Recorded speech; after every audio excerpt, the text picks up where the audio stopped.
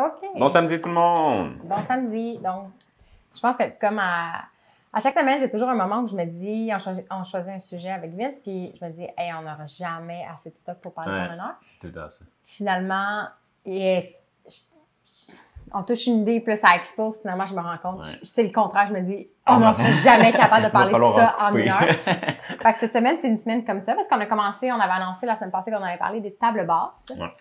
Puis là, on s'est rendu compte que la table basse, on l'utilise de plein de façons. Fait qu'on va se focusser sur une section qui est l'aspect quand on mange, les repas. C'est ça, au lieu de parler de l'objet, plus de parler du contexte. Un peu comme on a fait avec le bureau dynamique, de dire, on voulait pas juste parler d'une table haute, comme un stand-up desk. On voulait parler de quand on travaille, comment on peut dynamiser ce moment-là. Exactement. Là, c'est un peu la même chose, mais plus autour du manger. Du repas. C'est ça qui est drôle parce que on parle souvent avec Renard de comment le mouvement, notre vie est compartimentée. L'humain moderne, on a des sphères très spécifiques pour faire certaines choses.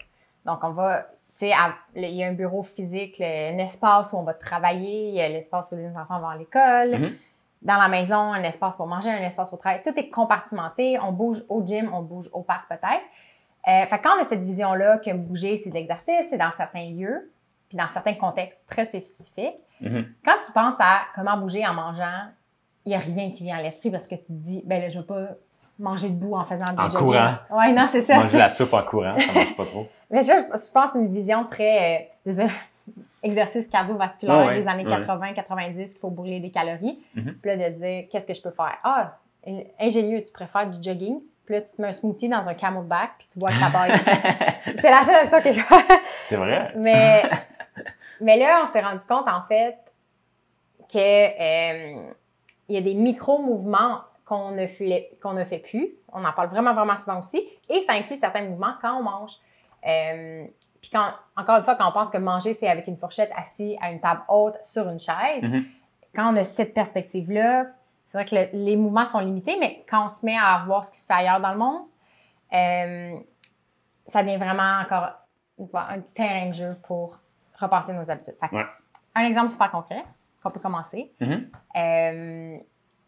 Si vous allez sur notre site web, en fait, on va le montrer à l'écran, mais si vous allez sur notre site web, renard.ca, puis dans la section Caméscope, on met les lives, puis vous pouvez voir en direct, en fait. On se met toujours des notes puis des photos pour illustrer qu'est-ce qu'on dit.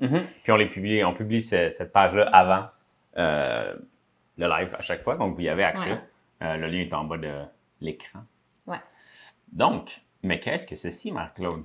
Ça, c'est vraiment un élément déclencheur dans ma tête qui m'a aidé à repenser un peu l'aménagement de ma maison. C'est, vous voyez à l'écran une photo de ma belle-sœur avec ma petite sœur et son petit chien qui mange à une table basse. Et en fait, c'est que ma belle-sœur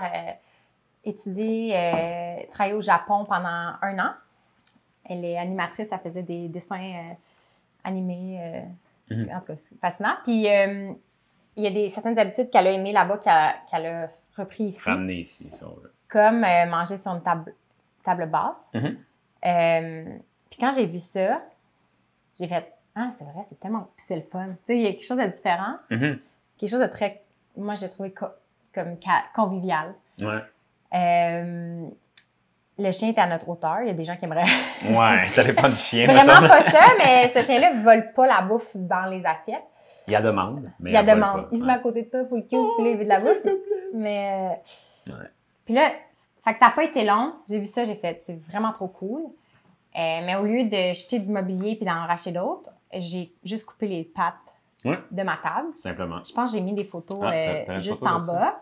Ah oui, donc, ça, c'est la table avant à gauche. C'est ma table initiale, typique modèle Ikea avec des panneaux qui s'ouvrent. C'est une table super pratique, vraiment grande. On peut manger à 6 personnes. Mais je me disais, OK, j'ai envie de tester d'autres choses. Fait que je suis allée chez mon père, puis il m'a aidé à couper les pattes. Puis on l'a utilisé pendant 1 an, 1 an et demi. Puis tu t'es débarrassé des chaises aussi. Là, je vois qu'il y a des chaises sur la photo. Est-ce que tu les as gardées après?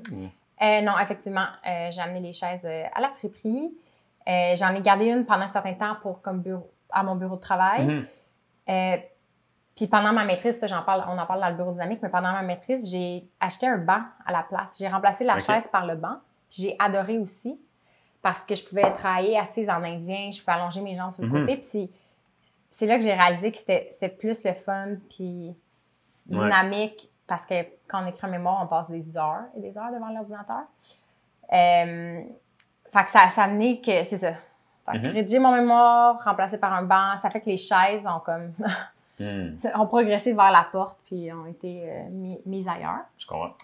Puis finalement, ça donne que cette table-là, pour diverses raisons, finalement, on l'a vendue. Puis on s'en est acheté une autre qu'on adore aussi, qui est une table plus bas en vitre que vous voyez. Fait que c'est un rond de vitre avec 3 rondins. C'est une table qui a été faite maison, qu'on a rachetée de seconde main. C'est pas fixe, les rondins. Ils sont pas collés à la vitre, si on veut. C'est juste déposé sur les rondins. Oui. Donc, c'est sûrement ce que tu allais dire, mais ça la rend vraiment déplaçable. Comme là, dans l'endroit où on dort, normalement, sur le tapis, on dort sur ce tapis-là avec un matelas par-dessus. On a fait un live là-dessus. On a dit ça? Oui, on a fait un live là-dessus. En tout cas, on a déjà parlé. Puis, mais on aime aussi des fois, parce que là, la table est comme là, en dessous de cette table haute-là, on aime la déplacer entre ces 2 pièces-là. Ça change la vibe. L'atmosphère dans l'autre pièce est plus relaxante. Fait que, c'est plus la concentration, si on veut, ici. Tandis que ici, c'est plus un studio. C'est plus créatif. Fait qu'on adore cette table-là parce que c'est ça. Parce qu'elle est mobile. Le rond, on dirait la symbolique le rond, je trouve ça plus rassembleur que la table carrée, mais c'est vraiment juste une question de goût, là. Fait que c'est vraiment ces petites choses-là, un désir d'avoir du mobilier mobile, qui fait que nous-mêmes, on bouge différemment grâce au mobilier, puis une perspective culturelle que j'ai commencé à réaliser, comme avec tout dans l'appartement, qu'il y a beaucoup de choses qui nous entourent, que sont là par convention. Des fois, il y a des raisons pratiques sur pourquoi, mettons, on a surélevé les lits avec le temps. Mais il y a des choses après qui sont amplifiées juste pour des questions de statut social ou de mode, comme le fait qu'il faut un lit super épais sur un sommier. Quand on regarde la perspective anthropologique, il y a encore des cultures aujourd'hui qui dorment assis par terre ou sur des matelas super minces. Puis là, je commence à réaliser que le corps humain est adaptable et peut vivre différents scénarios. Puis j'aime toujours ouvrir la perspective sur ce qu'on pense qui est normal pour s'inspirer. Oui, puis ce qu'on pense qu'on est obligé de faire, puis d'aller plus dans une autre direction, comme on parle aujourd'hui, en fait. Le repas. C'est quoi un repas? Ben, ça prend une table, ça prend des chaises, ça prend fourchette, couteau, cuillère. Puis de dire, OK, mais comment on peut amener du mouvement là-dedans? Oui. Fait que le fait d'être à une table basse, ça change nos postures. Un autre moment que j'ai vécu qui m'a donné cette envie-là, c'était un voyage en Israël. Dans le fond, j'ai travaillé à HEC. Pendant 3 ans, on faisait un campus en Israël où il y a beaucoup de startups. Puis c'était un mix d'histoire, culture et entrepreneuriat. Puis comme des bons touristes, on est allé faire un tour de chameau dans le désert. J'ai pas mis des photos du chameau, mais j'ai une photo d'un repas. Les Bédouins nous accueillaient après pour un thé et un repas. C'est celle-ci? Oui, c'est ça. C'était pas parfaitement par terre, c'est un petit peu surélevé. Je sais pas si c'est comme ça qu'ils mangent ou si c'est pour accommoder un peu les touristes qui sont habitués. Incapables, en fait, souvent de s'asseoir pour une longue durée sur le sol directement. En indien, il y a beaucoup de gens qui perdent cette capacité-là. Oui. Puis, tu sais, c'était un peu dans une salle comme ça. En fait, c'est comme sous une tente qu'on avait pris le thé. En fait, il y avait comme plein de tapis à terre et des coussins. Puis, je me suis rendu compte que la difficulté, j'ai l'impression pour certaines personnes, de laisser de côté la table et des chaises parce que c'est le symbole de la convivialité, là, quand tu accueilles des gens autour d'un repas. Puis j'ai comme réalisé que différents aménagements répondent à ce besoin-là quand même. Tu sais, le fait que tout le monde était assis à terre, il y avait quelque chose que moi, j'ai beaucoup, beaucoup aimé. Puis il y avait un feu sur le côté, puis il avait fait un thé. Fait que pour moi, on dirait que mes besoins sont comblés de dire... C'est sûr que quand on a des invités, puis que les personnes... Parce que là, il n'y a plus de chaises dans l'appart en ce moment. Des fois, c'est un peu un inconvénient. Des fois, d'inviter des gens. Mais c'est vrai qu'on ne reçoit pas beaucoup de monde, surtout ces temps-ci. Mais fait que ça a comblé mon besoin que les gens, on se sente... on se rassemble autour de la table pour le repas. Et le fait qu'on bouge différemment parce qu'on va s'asseoir différemment. Fait que voilà. J'ai mis d'autres exemples sur la page de moments qui m'ont marqué. Qui m'ont vraiment marqué. Puis ma cousine avait partagé sur Facebook un reportage de Radio-Canada sur...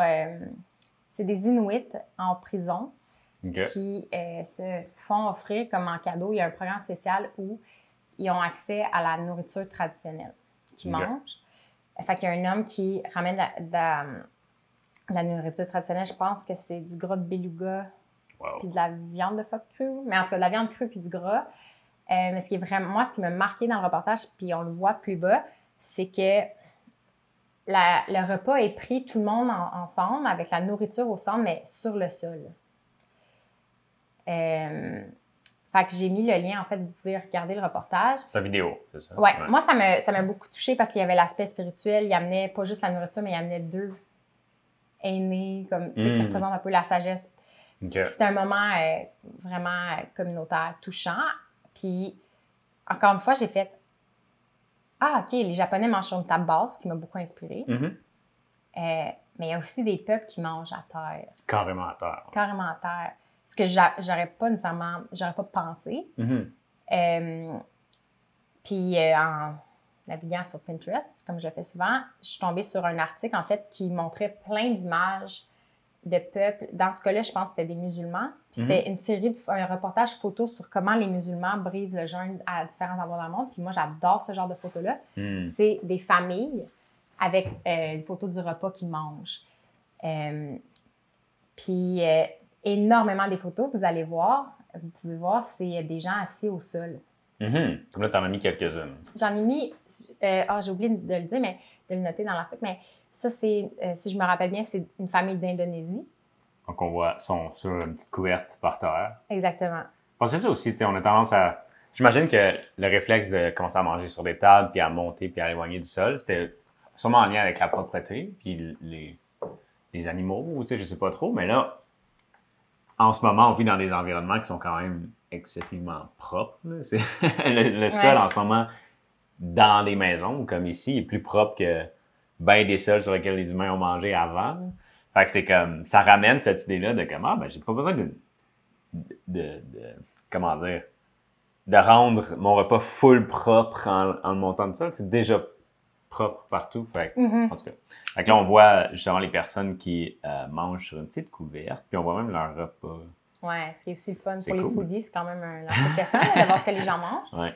Fait que je vous invite à cliquer sur l'article si ça vous intéresse parce qu'il y a plusieurs familles qui sont montrées.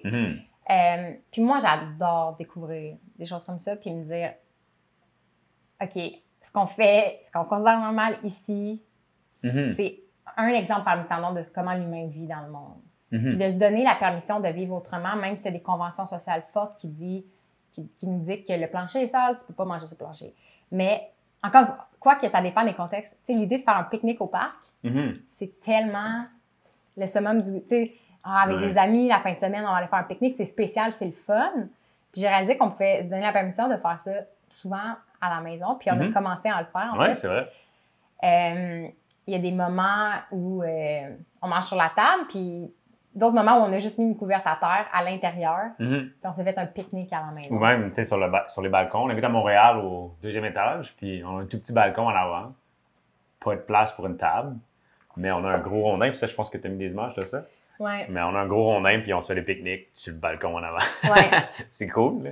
Puis j'aurais jamais pensé avant, parce que le balcon, tu sais, il est quand même vieillot, puis je pense que ça me serait jamais venu à l'esprit avant d'utiliser... Le balcon, on l'utilise juste pour marcher, pour sortir dehors, puis pour mettre des plantes.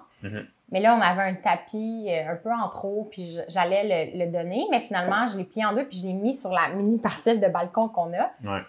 Puis juste ça a fait la différence, puis c'est devenu un lieu comme accueillant. Fait que naturellement, j'ai mis le tapis, puis je pense quelques minutes plus tard, ou dans l'après-midi, toi, t'es allé t'asseoir, puis prendre un bain de soleil sur le balcon pendant une de tes pauses. Puis j'ai fait, OK. Soudainement accueillant comme balcon. C'est un exemple typique de comment notre aménagement va directement influencer nos comportements. Puis j'ai pas eu à dire à Vince, là, on a un nouvel espace, tu peux l'utiliser, tu peux t'asseoir, comme juste naturellement. C'est juste invitant comme espace. Oui, exactement.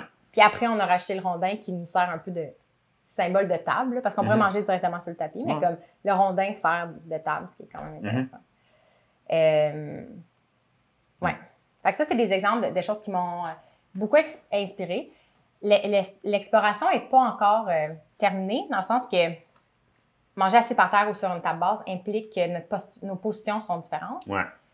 Et je ne sais pas encore parfaitement comment on peut bien s'asseoir en indien sur nos genoux.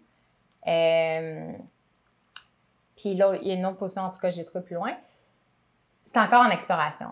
Tu sais, de dire, de pousser plus loin, OK, les cultures qui ont l'habitude d'être proches du sol, il y en a qui le mangent en squattant, en fait, aussi. Qu'est-ce qui est commun? C'est quoi les bénéfices des différentes positions? C'est encore à explorer. Ouais. Puis je sais pas quand toi tu le vis, mais moi, on dirait que bon, là, on mange plus souvent par terre, on est plus au niveau du sol souvent, puis tu sais, je suis capable de rester en indien vraiment plus longtemps, mais je commence aussi, tu sais, veux pas, on dirait que le corps te le dit quand il est tanné d'être en indien. Puis là, ça me force à changer de position, puis on dirait que je découvre de plus en plus de positions aussi, juste parce que mon corps, tu sais, comme en découvre, ça, je sais pas comment dire, mais tu sais, pas que tanné d'être, tandis que sur une chaise, ben tu sais, tu peux rester facilement des heures là, assis sur une chaise, là, puis ton corps vit pas tant d'inconfort, mais là, au niveau du sol, on dirait que c'est comme, je suis tanné d'être en indien, je vais essayer de mettre ma jambe plus par là, tu sais, je vais mettre ma jambe par là, puis c'est de plus en plus facile aussi d'adopter ces positions-là, fait que c'est comme un workout de flexibilité à chaque fois. Ouais. C'est vrai que mes parents, à table, m'ont jamais dit « Assis-toi droit, assis-toi pas comme ça », puis j'avais tendance à m'asseoir sur une chaise, des fois, carrément avec un genou replié en dessous, puis à bouger. On dirait que j'ai jamais aimé être assise pleinement droite, puis j'ai jamais su, mais mes parents m'ont jamais dit genre « Mets-toi pas comme ça », parce qu'il y a une conception de ce qui est les bonnes manières à table. Puis ça fait partie des images encore pas. Je pense que c'est mon record d'image cette semaine. Il y a vraiment beaucoup de choses, mais je pense qu'encore une fois, il y a des choses qu'on ne se permettrait pas de faire parce qu'il y a des règles, il y a des choses qui nous ont été apprises, qui sont devenues le symbole de notre statut social ou de notre propreté, je ne sais pas comment dire, mais puis à table, il y a des façons de se conduire, puis on peut trouver des guides incroyables en ligne sur comment monter une table de manière appropriée avec les ustensiles dans le bon ordre, puis comment se tenir, puis souvent, si t'es évaché à table, c'est vraiment pas bienvenu. Mais il faut se rappeler que tout ça, c'est culturel, tu sais, que c'est des normes culturelles, puis que des cultures, il y en a plein. Puis si on veut intégrer le mouvement à notre quotidien, ben il y a plein de cultures qui le font. Fait, qui ont des étiquettes différentes. Je pense que les gens, je pense pas qu'une culture valorise d'être évachée, mais ce que j'ai lu dans le livre, je suis en train de lire un livre d'Esther Goclé qui est sur une étude fascinante de comment les humains, probablement, c'était quoi leur posture avant d'avoir du mobilier industriel. Puis elle explique notamment comment s'asseoir de manière appropriée. Puis elle dit qu'elle m'a amené une perspective assez nuancée parce qu'avec le bureau dynamique, la position qu'on mettait de l'avant, qui fait vraiment du sens, c'est de dire l'humain n'est pas fait pour être immobile longtemps.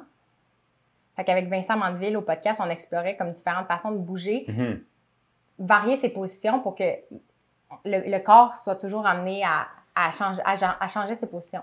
Esther Goclé a une perspective vraiment intéressante où elle dit s'asseoir est naturel pour l'humain.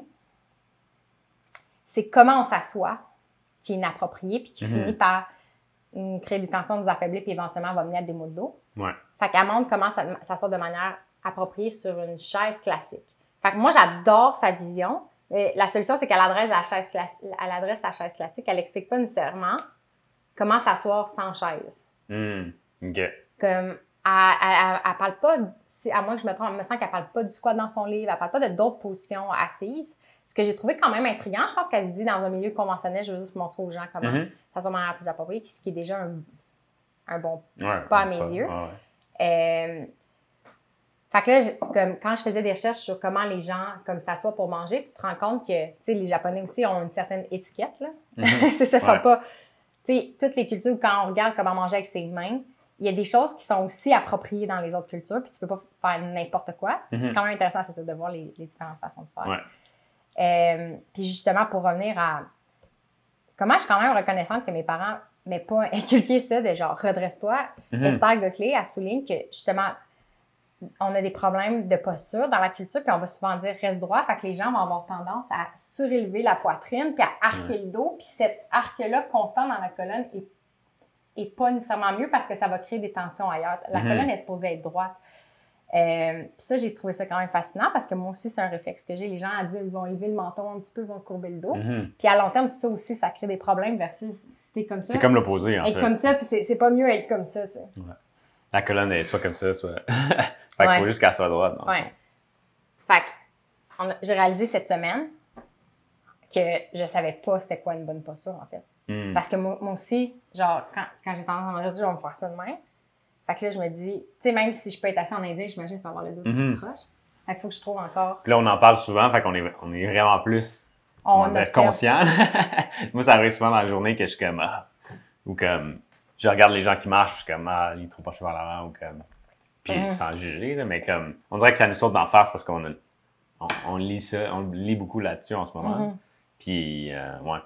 Puis on pense beaucoup au cou, là, tu sais, qui regarde par en bas à cause du cellulaire, mais comme j'ai compris aussi qu'il y avait la posture reliée au dos. Puis Esther Goclé, elle met de l'avant que pour elle, c'est pas pour rien qu'il y a plusieurs cultures dans le monde où les pratiques méditatives se font assises. Tu sais, encore une fois, elle défend la position assise, pas pour dire aux gens, vous devez vous asseoir plus, mais pour dire que même les peuples, comme encore une fois, chasseurs-cueilleurs, qui ont des pratiques plus traditionnelles, même ces peuples-là, ils passent un bon nombre d'heures assis pour faire, par exemple, faire de l'artisanat ou certains trucs pour cuisiner. Fait que c'est encore une fois le nombre d'heures qu'on passe assis seulement qui est important, c'est aussi comment on est assis. Ouais. Pourquoi on est assis? On dirait que tu amènes ça aussi, de dire que moi, je le remarque avec mon travail, parce que je suis conseiller numérique à temps plein en ce moment. Il y a des moments où je suis debout, je travaille debout, puis je fais plus de la job de bras, fait que j'écoute la musique ou un podcast en même temps. Mais il y a des moments où il faut que je ferme le podcast, puis que je m'assois pour faire ce que je fais. Puis c'est souvent les moments où il faut que soit j'écrive de quoi de compliqué ou que j'explique à quelqu'un quelque chose de complexe, puis tu sais, que ça prend plus de jus de cerveau, puis on dirait que je suis pas capable de le faire debout. OK. Fait que j'imagine que ça retouche un peu ça. Quand tu veux vraiment te concentrer sur quelque chose, c'est peut-être instinctif de s'asseoir, puis de faire dépenser moins de calories au corps, dans un sens. Ça, c'est un autre truc, c'est ça qu'elle amène. Elle dit, pour elle, il y a certaines activités qui se font mieux assises. Certaines, la méditation, de la réflexion profonde. Fait que, c'est ça, elle ramène à faut s'asseoir, il faut juste s'asseoir convenablement. Puis c'est vrai qu'il y a aussi on peut rentrer en transe par méditation, par le mouvement, puis ça, je crois vraiment, là, comme le yoga peut amener ça, certaines danses. Mais c'est ça. C'est vrai aussi que pour du travail intellectuel, il y a des choses que je suis capable de faire debout puis d'autres assises. Fait que, tu sais, au niveau du repas, c'est les notes comme, c'est des endroits où je vais explorer. Ouais. Parce que Cathy Bowman amène cette sphère-là de Furniture Free Home. On parle dans le bureau dynamique, qui est elle a plus de chaise à la maison. Fait que Vin, je sais pas si tu veux montrer en fait son image. Fait que c'est une autre personne qui m'a beaucoup inspirée pour dire, OK, c'est possible. Fait qu'elle, c'est un exemple de comment elle garde la convivialité dans un espace où elle met ses tables, elle met des rondins comme en guise de banc, puis c'est elle, son mari puis ses enfants vivent sans chaise. Elle ne rentre pas en détail, à moins que je me trompe sur comment s'asseoir convenablement. Je pense qu'il y a plus de la position de varier tes postures. C'est la variation qui est importante. Ouais. Mais je vais essayer de creuser pour trouver est-ce qu'il y a des manières plus favorables d'être en indien ou assis sur ses genoux? Comme c'est quoi les particularités de chaque posture? En tout cas. Ouais, c'est une bonne question. On va mettre dans la photo un tapis de roche. Ouais. Donc, on est un peu jaloux, en fait. On s'écarte du sujet des tables, mais comme dans leur entrée, ils ont fait une espèce de trou, puis c'est de la roche, en fait. Ça peut être une petite stimulation différente pour les pieds. Oui, puis on va en parler on va faire le lien de ça tantôt avec les genres d'ustensiles puis de vaisselle qu'on choisit. Mais si tu remontes, Vince, je pense que c'est vraiment important. Tu sais, on en parle souvent avec Renard. Je pense qu'il y a des barrières physiques à certains mouvements. Il y a des mouvements que si on ne les a pas faits de manière comme fréquente, on n'est pas capable encore de les faire ou on a des limitations physiques. Mais je pense aussi qu'il y a des choses qu'on ne fait pas parce qu'on a des limitations comme... On a des barrières mentales. Oui, c'est les deux. Puis je pense que s'asseoir à terre pour certaines personnes, encore une fois, c'est inconcevable parce qu'il y a une culture de la table et de la chaise. Fait que si tu remontes... Ah, ça, c'est les positions assises que je trouve quand même intéressant. Je vais lire là-dessus. Si tu remontes encore... cette image-là, tu sais. Je pense qu'à gauche, c'est une image de Downton Abbey. Quand moi, je pense à comme salle à manger, on pense à ça. Là. Dans tellement de films de princesses, là, je sais pas si toi, t'es au courant, mais dans plein de films de filles qui deviennent soudainement des princesses là, par différentes raisons. Là. comme le journal d'une princesse avec Anna Hathaway. Il y a une scène où elle se ramasse dans un souper comme ça avec des gens full importants, puis là, elle devient full nerveuse parce qu'elle sait pas quel ustensile prendre ou elle fait une gaffe, genre. C'est la représentation, tu sais, comme de la royauté ou des gens ultra riches, c'est des longues tables avec plein de vaisselle. Des chandelles, plein d'affaires, puis je pense qu'à petite échelle, on le vit, là. À droite, c'est une photo d'une scène de, pour ceux qui connaissent, là, c'est quoi en français? Le sapin à des boules. Oui, le sapin à des boules. de Noël. Ceux qui se rappellent de la scène de la dinde, j'ai pas mis le gif, mais j'ai failli. Mais ça se répercute dans notre imaginaire qu'il y a des moments clés de famille comme les repas de Noël, qu'il y a un certain prestige à comment on aménage les tables, puis c'est un art de vivre en soi, tu sais. Ouais. Puis l'idée de plus avoir ça, ça fait que des fois, carrément, on en parlait avec les souliers, l'idée d'être nu-pied, ça nous fait sentir peut-être moins important. Ça fait sale ou ça fait pauvre. Ça fait sale, oui. Puis dans la fiche sur les souliers, ça m'a rappelé une scène d'Aladin.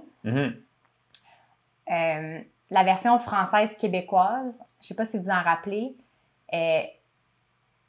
quand il se promène à Agrabah, non, c'est ça, Agrabah? Agrabah. Il y a un prince qui pousse dans la boîte. Comme Aladin insulte un prince qui s'en va courtiser Jasmine, puis il pousse dans la boîte, puis il lui dit « Tu n'es qu'un vulgaire va-nu-pied. Tu es né va-nu-pied, tu vas mourir va-nu-pied. » Puis ça m'a vraiment... Cette phrase-là m'a vraiment marquée, puis c'est une association assez classique que la pauvreté... Pas de souliers s'associe à la pauvreté. Quand on pense à Tom's, que les souliers, là, tu sais, que leur modèle philanthropique, c'était vous achetez une paire, on donne une paire de souliers à des enfants pauvres. Est-ce que c'est comme, on peut questionner, moi je questionnais quand même cette approche-là, de dire est-ce que c'est ça qui aide le plus l'enfant pour différentes raisons, puis est-ce que c'est ça qu'on veut inculquer, qu'il faut vivre à l'occidental pour se sortir de la... Que les souliers, c'est une coche au-dessus. En tout cas, je pense qu'il y a différentes raisons. Là, acheter une chaise, puis on vous donne une chaise. On donne une chaise à un enfant pauvre. C'est à voir, c'est à questionner, mais je pense qu'il faut questionner ces patterns-là. Ouais. Moi, j'ai connu quelqu'un qui mangeait ses ailes de poulet avec des ustensiles parce qu'il trouvait ça trop vulgaire de manger avec ses doigts. T'sais, mais je pense vraiment qu'à l'extrême, ça mène à des choses comme ça. T'sais. Fait que, tu sais, si on vient à la table, je pense que, tu sais, c'est pour ça que j'ai mis le gif d'Aladin comme une des choses qui arrive quand il se fait transformer en prince, c'est que le génie le rabat au complet, puis lui met des souliers. Puis la scène d'après, c'est quand il arrive pour courtiser Jasmine, il est élevé, les gens sont en dessous de lui, puis genre, il lance de l'or, puis tu sais, il crouse des filles. Il crouse des filles comme il lance des petits regards des filles qui s'évanouissent. Fait que, pour montrer, la hauteur est associée au prestige, au pouvoir, au charme. Au statut. Fait que, justement, de se faire enlever sa table ou ses chaises pour certaines personnes, c'est l'équivalent de se faire... de se faire transformer en va-nu-pied. En va-nu-pied. Fait qu'on a des photos plus bas de Vince, le va-nu-pied. Oui, parce que je m'assume en tant que va-nu-pied quand même, chaque jour. Fait que je sais pas si tu veux les présenter, en fait, les photos. Ouais. Ben ça, c'est moi qui mange une ramen. Au niveau de ça. Dans le fond, là, vous voyez pas ma souris. Mais à gauche... c'est moi qui mange une ramen directement sur le sol, nu-pied, comme un va nu-pied. Avec des baguettes même, je pense. Tu peux-tu? Ouais. Ah, je peux cliquer dessus. Wow! Donc, que voici. Ça, c'est chez ta mère. Fait que Francine. Désolée, maman, j'ai mangé à terre chez vous. Attends, c'est où ça, en fait? C'est-tu chez moi? La télé n'est pas là chez moi. Pas à Québec. Ah, c'est à Québec. Okay. Ben oui, t'as raison. Fait que... Puis l'autre photo, c'est notre pique-nique à terre qu'on s'est fait à la maison. Wow! La deuxième. Non, la deuxième. Ouais. Non, l'autre. Ben... Okay, c'est l'autre. Fait que c'est ça, le pique-nique à terre. On s'est juste mis une couverte qu'on a mangé à l'intérieur. En dessous de cette table-ci, qu'on a construit nous-mêmes. En fait, je pense qu'on a commencé par ça. Puis après, chez ta mère, on a fait... Bon, on n'a pas de couverte, mais genre, finalement, on peut aussi manger. Le plancher est tellement propre que pas de couverte. Fait que c'est ça. Puis là, tu vas dire, pas celle-là. Ah oui, celle-là. Oui. C'est celle-là qui est le balcon. Qu'on parlait tantôt, le balcon en avant, qu'on a trouvé un petit rondin. Puis on se fait on mange dehors, souvent à cet endroit-là. Puis on regarde les gens marcher dans la rue. On fait du people watch un peu. Puis c'est ça. Ouais. Fait que c'est ça un peu les différents contextes qu'on utilise. Comment je fais ça? Ouais. Puis un autre sujet qui a émergé en discutant du thème cette semaine, c'était manger avec ses mains. Parce que là, on parle de la position, comment on est assis. Mais aussi la façon qu'on mange, puis les ustensiles. Comme toutes les technologies, ça c'est un sujet comme ça, qui nous passionne, c'est comment les technologies influencent son comportement. Puis Ouais. les cuillères, les fourchettes, c'est des technologies qui fait Ouais, absolument. on délègue une partie du travail à un objet. Le couteau va faire qu'on n'aura plus à faire certains mouvements pour déchiqueter. Tu sais, comme il y a chaque objet, ça nous simplifie la vie parce que c'est des milliers de petits mouvements qu'on n'a plus à faire. Ouais. Dont les fourchettes. Fait que je sais pas, Vince, je sais que toi, tu as une anecdote quand tu étais en Inde et au Népal où tu as appris à manger avec tes mains, en fait. Oui, ben, dans plusieurs situations, en fait. Là, ça a été un voyage de plusieurs mois en Asie. Puis, c'est arrivé souvent qu'on mange direct. En fait, ça arrivait qu'on mange au niveau du sol ou sur le sol quand on s'éloignait des régions plus touristiques. Parce que, comme on en parlait un peu la dernière fois, c'est que quand tu es dans les régions où il y a beaucoup de touristes, ils essaient d'accommoder le plus possible les touristes. Donc, c'est de mettre des chaises, des tables, comme les touristes ont, plus les touristes occidentaux ont plus dans leur quotidien. Mais dès qu'on s'éloignait de ces centres-là, que ce soit dans des villages ou juste des villes qui étaient moins touristiques, on s'éloignait aussi souvent de ces façons-là de manger. C'est arrivé, entre autres, l'extrême de ça, je dirais peut-être que c'est au Népal quand j'ai fait une trek. Dans des régions plus éloignées. Tu sais, c'était pas une trek répertoriée, c'était plus un chemin de chèvres entre des villages. Puis on arrivait dans des villages, puis des fois il y avait des tables, mais la plupart du temps, quand c'était vraiment éloigné, c'était toute la famille mangeait en cercle sur le sol, puis avec leurs mains. Puis c'est aussi, ça arrivait. La technique, ça, je l'ai appris justement plus en Inde, mais c'est universel. Je pense que dans pas mal tous les pays, ils mangent de la même façon. Mais comment je pourrais l'expliquer?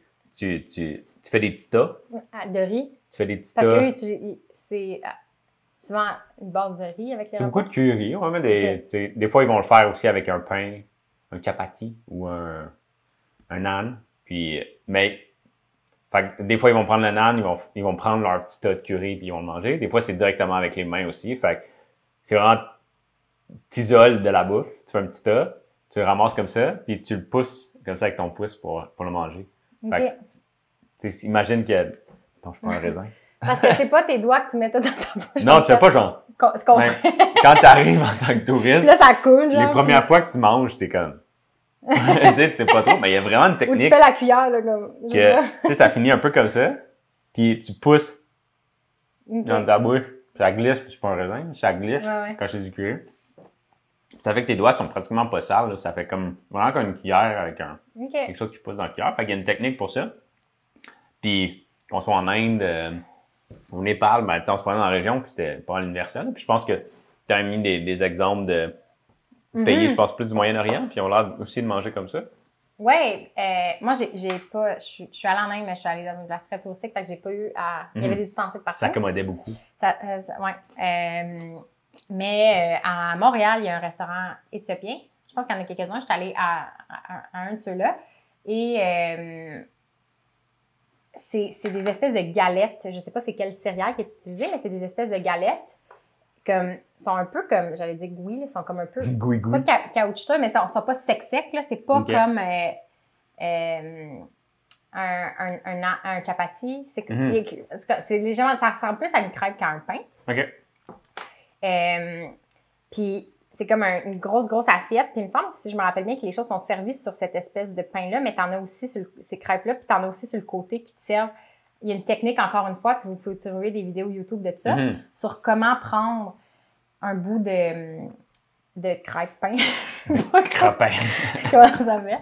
Pour prendre la nourriture. Ouais. Puis en faisant ces recherches-là, je suis aussi tombée sur une vidéo d'une madame indienne qui explique comment manger avec ses mains à l'indienne. Puis elle dit que, là, tu parlais que souvent les Occidentaux, on ne sait pas comment prendre les choses. Elle dit une autre chose qu'elle voit souvent, c'est qu'on se fait une espèce de tacos. Genre, on s'ouvre le chapati, puis on se met des trucs comme un tacos, puis on mange comme un sandwich, en fait. Puis elle explique, en fait, justement, elle va vous montrer comment déchirer un bout de pain, puis ça se fait juste avec une main, en fait. Tout le temps avec une main. Je sais pas si tu veux l'expliquer pourquoi. Ça revient peut-être à l'épisode sur le squatter aux toilettes qu'on a fait. Parce que oui, là-bas, ils ont les toilettes de squat. Fait que c'est pas des toilettes surélevées, c'est des toilettes au niveau du sol qu'on est obligé de squatter. Puis comme je disais la dernière fois, pour quelqu'un qui n'est pas habitué de squatter, c'est déjà un challenge à la toilette. Mais après ça, tu te retournes puis il n'y a pas de papier de toilette. C'est souvent des bidets ou si dans des régions vraiment plus éloignées, c'est une petite chaudière d'eau. Puis tu dois te nettoyer le popotin avec de l'eau. C'est même pas un bidet qui jette de l'eau, c'est juste une chaudière? Ouais, c'est juste une petite... Ben souvent, c'est des petits contenants, fait que tu peux comme... Asperger. Il y a jamais quelqu'un qui m'a fait une démo complète parce que ça reste un endroit comme, comment dire, personnel, la salle de bain. Fait qu'il faut quand même que tu déduises des choses. Mais souvent, l'usage de la main peut être nécessaire pour compléter la tâche. Donc, la main... c'est la main gauche est un peu sacrifiée dans le processus. Puis on touche à rien avec la main gauche. C'est un peu comme une main sale. Fait qu'on mange pas avec la main gauche. Quand on parle d'étiquette, ouais. Exactement. Fait que tout se fait avec la main droite.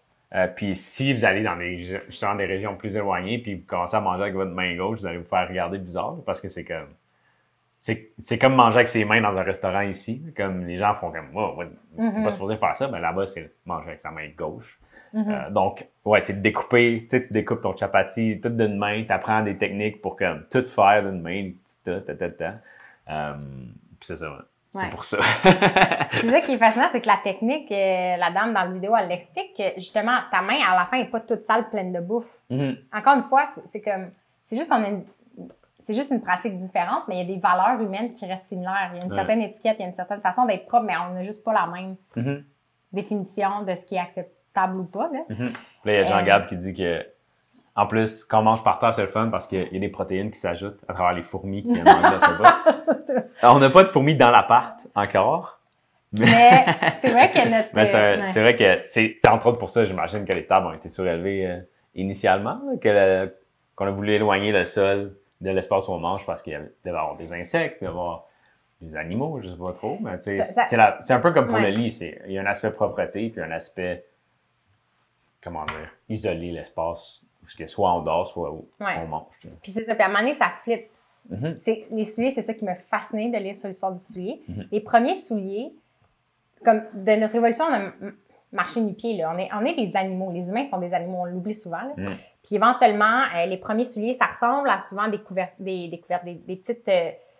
des bouts de cuir qui enveloppaient le pied, tout simplement. Tu sais, c'était pas renforcé, là, c'était pour couvrir, sûrement pour isoler dans des temps froids ou pour éviter les blessures. Là, à un moment donné, comme vers le Moyen-Âge, la Renaissance, il y a des versions super élaborées qui arrivent, mais qui sont purement un aspect social, de statut social, comme des chopines, des souliers qui étaient rendus 30 pouces de haut, puis c'était pour montrer que les femmes ultra riches n'avaient même plus besoin de marcher pour vivre. Ils pouvaient se faire amener par des servantes, se faire aider par des servantes. Avec leurs longs souliers. Avec leurs longs souliers, avec des super grandes robes. Puis la fonction pratique, elle prend le bord. Puis je pense que la table et la chaise, il y a encore une fonction très pratique. C'est commode, les choses sont à notre hauteur, et on n'a plus besoin de se pencher. Fait que je pense pas qu'il y a des scènes extrêmes où il y a certaines tables dans la manière qui sont aménagées, ça devient un peu dérisoire, mais la table conventionnelle, il y a une fonction de confort, puis on peut lui remettre ce confort-là en question parce que c'est des petits mouvements qu'on perd. Le fait de squatter constamment pour aller au sol, c'est des petits mouvements qu'on fait jour après jour qui nous gardent en santé. Mais voilà, fait que manger avec ses mains, c'est quelque chose qui devient intéressant, qui peut être le fun de faire à la maison. Puis je pense que l'expérience est différente. Mais c'est aussi bon de se rappeler qu'avant, les repas qu'on avait devant nous, on les avait cueillis, les ingrédients, on les avait cueillis ou chassés, puis on avait vu les gens de notre communauté les apprêter pour nous. Puis on oublie tout le travail manuel qu'il y avait avant sur un simple repas. Puis moi, ça m'a amené à plus apprécier ma nourriture, d'essayer de manger des aliments entiers, locaux. J'allais dire avec mes mains, c'est parce que maintenant, mettons, au lieu de se faire un smoothie à la fraise, on va manger des fraises entières. Au lieu de couper nos pommes en quartier, on va croquer une pomme. Puis, on devrait se rappeler tout le travail mécanique derrière les repas. Avant, la pomme, il fallait trouver, mettons, le premier. Il fallait aller le chercher. Cueillir la pomme, chasser les cerfs autour. Puis, il y a des choses qu'on s'est dit, OK, ben un exemple, c'est ça. Fait que maintenant, on essaie de manger les choses en entier parce qu'on va en parler, mais c'est bon pour le développement de la mâchoire. Mais on a trouvé un autre exemple qu'on a découvert grâce à Cathy Bowman. C'est-à-dire qu'au lieu d'acheter des noix déjà écalées, ce qui est le suprême de la convenience, je sais pas en français, la commodité. Commodité, ouais. On a trouvé, c'est des noisettes québécoises qu'on a trouvées au Jardin Sauvage, au marché Jean Talon. On fait une démo. Puis c'est dit, hey, moi je me rappelle quand j'étais enfant, mon grand-père avait ça, des plats de noix entiers, des familles qui ont encore ça, avec un ouvre casse-noisette. C'est un vrai casse-noisette. C'est un vrai casse-noisette, il n'est juste pas la forme d'un humain. On dirait plus un gros champignon. Fait qu'il y a un trou dedans, poup, on met la noix, puis là il faut visser. Puis là moi souvent je cache le trou avec ma main. Faut pas que ça explose. Ouais. C'est ça. Puis là, en espérant que, oui, dans celle-là, il y a une noix. Des fois, j'en ouvre et il n'y a pas de noix. Pour vrai? Ouais. Donc, on a une bonne noix ici. Ouais, ça, c'est le fun. Puis on la mange. Puis là, c'est nice. Mais, c'est drôle parce que ça revient un peu à... Viens ta boucher. On va me rincer aussi un peu. Fait que ça vient à détransformer sa bouffe, tu sais. Le summum de ça va être du beurre de noisette, mettons. Parce que là, t'as même pas besoin de mâcher, là. C'est juste... Il est parti ton beurre, là. Fait que t'as plus de mouvement, tu sais, du tout, là. Un pot de beurre d'amande, là, je pense qu'il t'offre 2 jours dans la pâte. C'est tellement bon, là. Ton corps, il sait que c'est plein de calories, c'est succulent, puis... Tu sais, là, en ce moment, ça serait genre... Je sais pas. L'équivalent de ça, de beurre de noix, même pas. 6e de tasse de beurre de noix, tu sais. Mais ça va être un bon snack, tu sais. On va être rassasié à la fin de ça, tandis que 2 cuillères à soupe de beurre de noix, t'es pas rassasié après. Tu pourrais manger le truc au complet, tu sais. Fait que c'est ça revient à détransformer la nourriture pour amener à des trucs plus... Tu sais, même, on parle éplucher quelque chose. C'est les mouvements, éplucher quelque chose, tu sais. Ou comme... séparer les raisins de la grappe de raisin. Ouais. C'est des mouvements. Tu sais, ça devient un peu intense, là, mais... Mais non, mais en épicerie, il y a... c'est ça, on le voit, là, comme la commodité, on s'en va naturellement vers de plus en plus de commodité parce que l'humain est intelligent et ingénieux puis il trouve les façons de moins travailler. On voit des fruits déjà coupés, épluchés dans des contenants en plastique. Il y a des gens qui critiquent le fait que c'est dans des contenants en plastique puis c'est du gaspillage. Tu sais, quand on parle du suremballage, là, des fruits qui ont des pleurs emballées dans du plastique alors que la pleure sert à protéger puis qu'on peut juste l'enlever avec nos mains. Ça mène là, mais ce qu'on a réalisé avec le temps, c'est que il y a ce qu'on voit pas, c'est qu'il y a une transformation mécanique des choses où il y a des machines ou des humains qui ont fait le travail pour nous puis nous, encore une fois, on n'a plus à le faire. Puis ça rend pas service à notre corps à long terme. Puis un exemple assez fascinant, quand on parle, c'est ça, c'est le développement de la mâchoire. J'avais lu, je comprenais pas comment on se faisait arracher des dents de sagesse. Je me disais, qu'est-ce que les humains avant faisaient? Je pense ça n'a aucun sens si tu penses d'un point de vue évolutif. Ou comme, pourquoi il y a un usage de ces Oui, dents-là. c'est ça. Pourquoi il faut les enlever? Sinon, ça détruit notre aliment. Comme pourquoi on en serait rendu là? Puis finalement, on a reçu une prof d'hygiène dentaire, Vicky Portiboski. Discussion super intéressante. Elle a travaillé à l'enseigne au Collège Maisonneuve. C'est la prof à ma petite sœur. Puis, si tu veux montrer vite l'image, vous pouvez trouver son podcast, en fait. Puis, elle a aussi travaillé en orthodontie. Puis, elle nous expliquait, comme elle confirmait, que l'alimentation moderne transformée, il y a une partie de sucre là, qui est nocive pour les dents, mais il y a aussi une portion mécanique que les aliments trop mous vont affaiblir la mâchoire. Comme dans le sens que si tu travailles pas, c'est ça. Parce que c'est comme quand on a un plâtre puis on l'enlève, nos muscles sont rendus tout petits, on le voit visuellement. Ben, dites-vous que ça fait ça avec toutes les parties de votre corps. Fait que la mâchoire, si on ne l'utilise pas parce que tout vient dans un cup en plastique avec une petite paille, puis qu'on n'a plus à mastiquer, c'est des milliers de mouvements qu'on fait qui fait que notre mâchoire ne va pas se développer de la même façon, puis l'espace ne sera pas le même pour nos dents. Parce que ça va avoir un impact sur les muscles. Puis les muscles ont un impact sur l'ossature aussi. On pense souvent que l'ossature, c'est quelque chose de statique, qui ne bouge pas puis qu'il n'y a rien à faire, mais la pression qui est exercée sur l'os, la tension, en fait, qui est exercée sur l'os par le muscle, renforcer le muscle puis la structure aussi. Là. Fait que, si on n'utilise jamais nos... Si, admettons, on fait juste utiliser une paille puis on boit tout ce qu'on consomme comme nourriture, ben notre mâchoire va s'atrophier. C'est pour ça qu'on va avoir des bouches en kit. Mais, tu sais, je pense qu'au niveau des bébés, il y a une implication aussi sur l'allaitement maternel. Il y a, tu sais, des débats en ce moment sur l'aspect nutritif, mais il y a aussi un aspect mécanique qui est intéressant qu'on n'a pas creusé en ce moment. Je pense que je vais le faire, mais que je vais peut-être être maman, ou en tout cas, on en reparlera. Mais il y a il y a des implications mécaniques à comment on s'alimente. Ouais. Puis, ce qui fait que maintenant, c'est ça, entre un aliment entier qui nécessite un certain effort de nos mains ou de notre mâchoire, maintenant, je vais vaincre ma paresse puis mon réflexe d'aller vers la solution la plus facile, puis je vais aller vers une solution qui amène un petit peu plus de défis. Mais ce qu'on se rend compte, c'est que ça amène de la stimulation puis quelque chose d'intéressant. Comme avec les noix, en fait, on a découvert aussi, je pense que c'est-tu du noyer? C'est du noyer, je pense. OK. Ouais. Mais ça, c'est une noix tellement dure. Là. Le monsieur nous a averti là, que le casse-noix n'est pas assez solide pour la casser. Il faut prendre un marteau. Ouais. Ah, j'ai pas de photo de ça. Mais en tout cas, on la mettra, là. Mais j'ai une photo de Vince qui essayait de casser cette noix-là avec un marteau. C'est top, là. Il fallait comme emballer la noix dans une serviette. Ouais, parce que sinon, ça explose. Ben ouais, parce que ça éclate complètement, là. Fait que... Peut-être que ce serait mieux avec une roche, une plus grosse surface. En tout cas, ça devient un jeu. Genre. Puis j'imagine que faire ça avec des enfants, on pourrait en amener au chalet. C'est vrai, on peut s'amener un sac de noyer ou de plein de noix différentes. L'expérience n'est pas la même. Ouais. Tu sais, c'est ça. Et caler des peanuts, c'est le fun. Des graines de tournesol, là. J'ai jamais aimé manger des graines de tournesol tout seul. Moi, il faut que je les mange avec les cales pendant une game de baseball puis t'es craches à terre. Je sais pas, il y a comme quelque chose de... Je comprends. Mais bon. Fait qu'une autre chose, c'est ça. Fait qu'on peut manger avec nos mains, utiliser nos muscles différemment. Ce qu'on a essayé, ça, c'est comme plus dans le micro-détail, c'est plus dans les expériences sensorielles.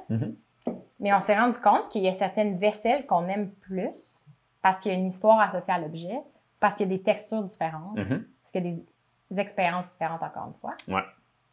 Fait que manger avec ses mains, un autre truc le fun pour augmenter son set de compétences, c'est de manger avec des baguettes. Fait que des fois, on mange... Tu sais, des fois, le réflexe, c'est de manger nos sushis avec des baguettes ou des trucs asiatiques juste avec des baguettes. Exact. Il y a comme, on a un petit kit pour certains types de nourriture. Puis il y a des cuillères, justement, pour les soupes. Que ça, c'est pour quel genre de soupe. Exactement. Mais pour les soupes... j'allais dire québécoise, mais soupe au pois, on la mangerait pas avec une cuillère. Ça serait drôle. Non, c'est ça. Les cuillères qu'on utilise pour manger notre soupe miso, par exemple. Mais nous, on s'est mis à manger avec des baguettes, toutes sortes d'affaires. En fait, toutes sortes de repas. Même des fois, si ça va pas si bien, juste pour le tester. J'ai acheté des cuillères en bois, juste parce que, comme... le poids est différent, on la manie un peu différemment. Fait que c'est juste des mini-trucs qui rendent les repas plus intéressants. Puis la chaleur sur la... On se rend compte, moi, j'aime mieux ça pour manger des soupes parce que la cuillère ne devient pas chaude. On s'entend, là, c'est pas ça qui va vous donner un SPAC. Là. On n'argumente pas que cette cuillère-là va transformer votre vie. Il n'y a pas de pilule magique, tu sais. Il n'y a pas de pilule magique. Nous, ce qu'on veut amener, c'est comme l'éventail de mouvements qu'on peut intégrer à notre quotidien sans dire, OK, ben si vous prenez un repas par jour avec une cuillère en bois, vous allez avoir un six-pack. C'est pas ça le but. C'est pas ça le but. C'est d'explorer plein de mouvements différents. Puis, tu sais, veut pas, oui, on peut, il y a plein d'activités physiques qu'on peut faire. On peut aller faire du jogging, puis c'est pas négatif en soi, le jogging, mais vous allez pas pratiquer des mouvements comme ça en faisant du jogging, tu sais. Fait que c'est plus de parler de plusieurs activités puis de voir toutes les possibilités au lieu de juste focusser sur une activité puis dire ça, c'est la chose, c'est la solution. Ah, puis je me trouve excessivement chanceuse tantôt parce que pendant que je préparais les photos, j'étais allée chercher une vidéo YouTube. Il y a une pub qui a apparu pour YouTube. Puis tu sais, on peut pas enregistrer les pubs YouTube, là, mais j'ai eu le temps de faire des captures d'écran parce que c'est une pub que j'ai vue depuis plusieurs fois, mais ça faisait longtemps que je l'avais pas vue. C'est pour ça que je suis vraiment contente que vous soyez là parce que vous allez pouvoir la voir. Meilleur timing. C'est que, après le podcast avec Vicky, puis qu'on commence à manger des trucs durs, c'est assez fou. Je suis trop montre les photos, là. OK. C'est une pub. Quand on parle de l'humain cherche des hacks et des pilules magiques, là, c'est quelqu'un qui a designé un objet en espèce de caoutchouc dur qui crée de la résistance, puis tu te mets ça dans la bouche pour croquer puis te raffermir la mâchoire. Je vous jure, on dirait une joke d'infopub. Tu sais, comme des fausses infopubs. Mais je pense que c'est vrai. Fait que si vous regardez les photos... je peux pas cliquer dessus. Non, OK, zut. Voilà. Mais c'est ça. Le monsieur, comme, parle à l'écran, il montre l'objet. Puis il y a des photos, c'est un peu malaisant, là, parce que tu as les gens qui ont l'objet dans la bouche. Puis, tu sais, je pense que tu peux l'attacher en plus, tu peux le laisser à ton cou, j'imagine, pour le faire n'importe quand. Ouais. Puis, tu sais, il y a une photo, l'image du milieu, c'est un gars puis une fille qui l'ont dans la bouche. Puis, c'est comme, ils ont l'air d'être dans un gym. C'est quand même intéressant parce qu'on voit justement les muscles travailler de la mâchoire. Tu sais, c'est comme une espèce de balle en caoutchouc vide au centre. Là, donc, vraiment qu'ils pèsent fort pour faire travailler la mâchoire. Puis on voit que ça a un impact, mais c'est drôle de dire, oh, ben, on a juste à manger des choses plus dures. Puis nous, on le remarque des fois qu'on achète du beef jerky, tu sais, chez Pascal, mettons, pas loin d'ici, le boucher. On en mange, puis on est comme quasiment raqué de la mâchoire après parce que c'est vraiment comme caoutchouteux. Fait que c'est le même principe, mais tu sais, au lieu de dire, ah ben, tu sais, je vais acheter cet outil-là, puis après ça, je vais manger des smoothies, puis comme de la bouffe molle. Mais non, mais il faut juste commencer à manger des carottes crues dures. C'est sûr que les gyms, c'est une culture du smoothie, là. Tu te mets tes protéines après ton gros entraînement, tu sais, puis... Fait que tu vas mâcher comme une balle pendant une demi-heure pour après ça manger de la bouffe molle. Exactement, ouais, c'est ça. C'est quand même bizarre. C'est ça qui est fascinant, c'est que la logique, là, j'ai noté ce que le monsieur dit dans la pub, il dit, c'est pour la promotion d'une fit face, une face fit, si vous voulez une face fit, vous pouvez acheter une face fit. Une face fit, vous pouvez acheter cette bibliothèque, puis il dit, comme, réaliser, il y a une pièce d'équipement, je le traduis en vous parlant, mais il y a une pièce d'équipement pour tous les équipements comme physique, d'entraînement, pour toutes les parties de votre corps. Pourquoi pas pour votre face? Puis il dit que cet objet-là, je pense que le monsieur qui parle, c'est pas lui qui l'a inventé, je pense que c'est un jeune, puis il le félicite en disant cet objet va révolutionner le monde du fitness et de la beauté. Puis j'étais comme, oh, mais c'est ça, c'est là qu'on est rendu. Comme humain, on est fasciné d'inventer des objets, mais on oublie c'est quoi le besoin fondamental. Puis comment on peut y remédier de manière comme plus naturelle, tu sais. Puis, tu sais, même cet objet-là, c'est des hypothèses, mais on ne sait pas quel impact ça a sur les dents. Ouais. Dans le sens où, tu sais, ça va peut-être déformer la mâchoire, tu sais. À travers 15 ans de mâcher une balle de plastique, comme de caoutchouc devant les dents en avant, je suis pas sûr qu'il y ait bien des dentistes qui seraient pas tant à l'aise à recommander cet objet-là, tu sais. Mais surtout que quand on mange, la langue travaille aussi, là. C'est un des muscles, je pense, les plus forts du corps pour sa grosseur. Oui, puis, tu sais, si j'ai bien vu l'équipement, c'est que ça se passe plus au devant, mais alors que c'est plus en arrière qu'on mange normalement, tu sais. C'est qu'on met de la pression. En avant, c'est pour couper. Il y a plusieurs mouvements dans la bouche et c'est pas juste, c'est comme tu dis, juste les dents d'en avant qui pressent. En tout cas, on pourra en parler longtemps. On n'est pas là pour vous convaincre d'acheter ça. Ou de ne pas l'acheter. Si vous voulez l'acheter, allez-y. Mais je vous encourage à la place à manger des carottes. Des carottes dures puis du beef jerky. Ça fait déjà un peu de travail. C'est ça. Fait que là, on parlait des outils, des ustensiles.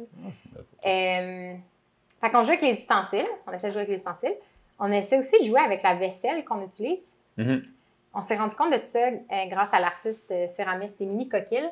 J'ai vu passer une pub d'un atelier d'exploration sensorielle avec l'argile. Fait qu'au lieu de dire, mettons, un atelier de fabriquer une tasse avec moi en argile, il n'y avait pas de finalité, il n'y avait pas d'objet à la fin.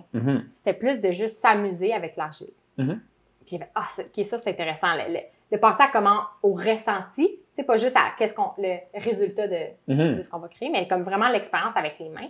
Fait qu'on a même, en fait, j'ai suivi un atelier avec elle, puis tu as pris des photos, on pourrait les montrer. Puis c'est que ses œuvres à elle, c'est ça que j'ai aimé aussi, c'est quand on les tient, on sent le travail, on sent son travail derrière, on sent l'empreinte de ses doigts. Elle s'inspire beaucoup de la mer puis des textures naturelles. Fait j'ai choisi ce petit bol-là, mais on dirait qu'il est comme... Il y en a qu'on dirait que c'est des coquillages, en fait. Oui, c'est vrai. L'expérience, c'est pas la même chose que de tenir une tasse comme ça ou que de tenir une tasse en aluminium. Un item très pratique, si on veut. Puis ça a changé aussi la signification de nos repas, de réfléchir encore une fois aux gestes derrière nos objets. Puis maintenant, notre rêve, c'est d'avoir comme un kit de vaisselle entier, mais juste par des artisans puis des potiers. Qu'on sait, mettons, chaque assiette d'où elle vient. Donc, ici, ça aussi, c'est une artisane québécoise. Je m'excuse, je ne me rappelle plus de son nom. Son logo est en dessous, mais en tout cas... C'est quoi le logo, déjà? Ça ressemble à un petit coquillage, un peu, c'est comme un rond, mais... En tout cas, je vais retrouver son nom, je suis désolée, mais j'adore ce que tu fais. Je l'achète au sucre à la sape. Mais encore une fois, comme ce qu'on achète influence comment on mange. Tu sais, on a acheté ces petits plats espagnols-là pour des tapas. ça nous encourage à mettre des petits trucs là-dedans puis à manger différemment. Je sais pas, c'est comme moi j'aime ça jouer avec les objets pour l'aménagement juste pour j'arrête pas de le dire mais pour bouger différemment. Ça aussi c'est une artisane québécoise que tu sais un style complètement différent de ça. En fait elle c'est super lisse, c'est vraiment il y a une petite très princesse dorure en or, une petite bordure en or. Très liché. Mais encore une fois, j'aime l'appréhension, comment on tient cette tasse-là, c'est différent. J'utilise pour différentes choses. Il y a un aspect ritualistique aussi, là. Mais, fait qu'on s'amuse, puis c'est ça, de se rappeler que de jouer avec nos sens, puis faire bouger les micro-muscles qu'on oublie en mangeant, c'est quand même important. Ouais. Voilà. Encore une fois, ça a été tellement rapidement. Ben oui. Ah, wow, ça fait déjà 1 heure. OK. Il s'est toujours qu'on n'a pas montré. Ah, mon ventre gargouille à cause du raisin et de la noix que j'ai mangé. J'ai dit que si on met des fruits sur la table, ça va te donner faim. Comme de fait, j'étais en faim. Mais, ouais, fait que... Peux-tu montrer ton gif de la petite sirène? OK, on peut finir là-dessus. C'est ça. Je pense que ça nous amène à repenser c'est quoi les bonnes manières. Si, dans une société, manger avec ses mains, c'est complètement mal vu, je pense que ça limite des fois notre envie d'explorer.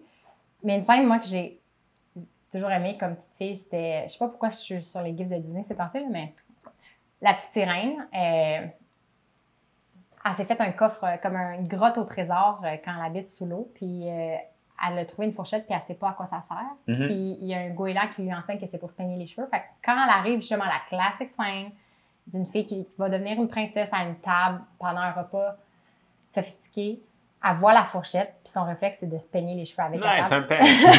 C'est ça. J'ai toujours adoré ça. Puis pour moi, ça montre d'enseigner la créativité puis l'innovation à HEC.